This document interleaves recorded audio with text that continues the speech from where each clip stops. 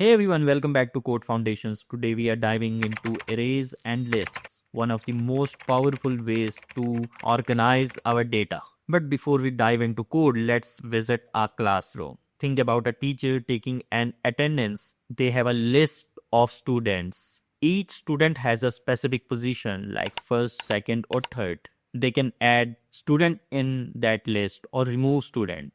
And they can obviously check if the specific student is present or not. This is how exactly arrays works in programming. Store multiple related items in an order, access multiple items with their position, add or remove any item, or search through our collection of items. Let me explain this concept. Arrays and lists are collection that stores multiple items in a single variable. So in our previous lectures, we have learned that variable have any specific type of data, like any number or any string.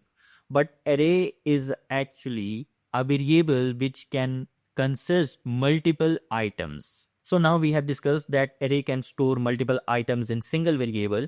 The second feature of array is keep items in a specific order, can hold any type of data, and we can access any item by their order. And last but not least, array has a specific length.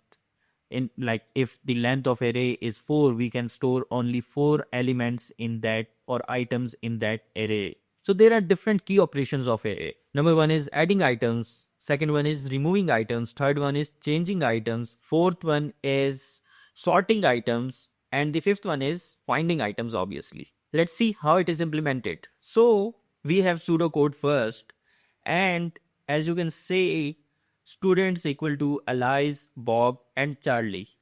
And before and after this list, we have scale brackets, right? We are adding a new student, add David to students. The pseudocode is pretty simple. Let's see how it works in JavaScript. So we have constant students equal to Alice, Bob, Charlie. As you can see, Alice, Bob, and Charlie have double quotes around that. So because Alice, Charlie, and Bob are strings, and strings have double quotations before and after that item. And in array, we have square brackets around the whole list. As you can see, string had double quotes before and after. Array has square brackets before and after. At the start, we have square bracket open, and the end we have square bracket closed. The next array is grades, in which we have 95, 87, and 91. I forgot to tell you one thing, that between each item we have comma to separate those items. So now we are adding students.push. So push is actually used in JavaScript to push or to add any item to array at the end. And the second one is students.unshift. So unshift is used to add any item at the start of the array. Now we are removing items. So students.splice 1 comma 1. So splice is actually used to remove item, and pop is also used to remove item, as you can see in this second removing line, students.pop. The next thing is accessing items. So we can access any item by their position. And as I have talked about position, so let me tell you that array always starts from 0 index. Index is called as position in programming. So if array has 5 items, the size or the length of the array will be 5, but the position will be from 0 to 4, because indexes of the array starts from 0. So now as we are accessing, we are saying constant first student equal to students, and then square bracket. For accessing, we also use square brackets, and in that we are seeing 0 because 0 is the first index. But for the last index, let me explain it. Constant last student equal to students, and in square bracket we are not saying 4, 3, 5 or anything. Even if we know it, we are saying students.length. So students.length is actually size of that array. If size of the array is 5, or if that array is holding 5 elements, then that length will be 5 as well. But the last item index or position will be 4, because I said that array indexes start from or positions start from 0. So students.length will be returning 5, but our last index is 4. That is why always when we try to find last element of array, we say students.length or array name.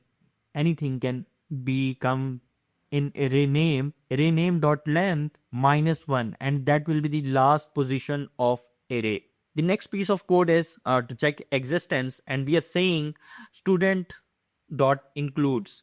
So includes is actually a function to see if that element which we are passing in includes as parameter, if that exists or not. If that exists, we get true, and if it doesn't exist, we get false. So includes can be anything depending upon the language. And the next thing is students.sort. So sort is actually used to sort the array.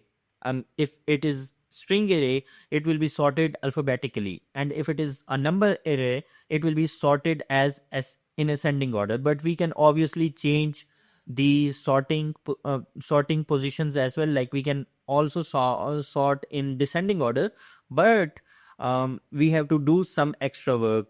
As you can see in grades.sort, we are saying a comma b, then equal to, and then arrow. This is called arrow function, which you can learn in JavaScript at later stages because this is advanced JavaScript.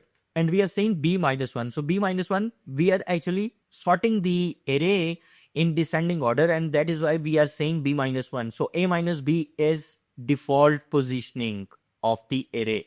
The next piece of code you can see is students.length. So students.length, as I said early, that dot length is the keyword or function that can be called when we need or when we want to know length of that array. There are different other functions as well. As you can see, dot max is actually written or called when we want to know maximum number of that array. And there are different other operations or functions as well. But you need to remember, array and lists are exactly same as variables. That I said that it is exactly same as containers, we can say, but in that we can hold multiple data instead of a single data as we were storing in variables. Next, we will be learning about objects and classes.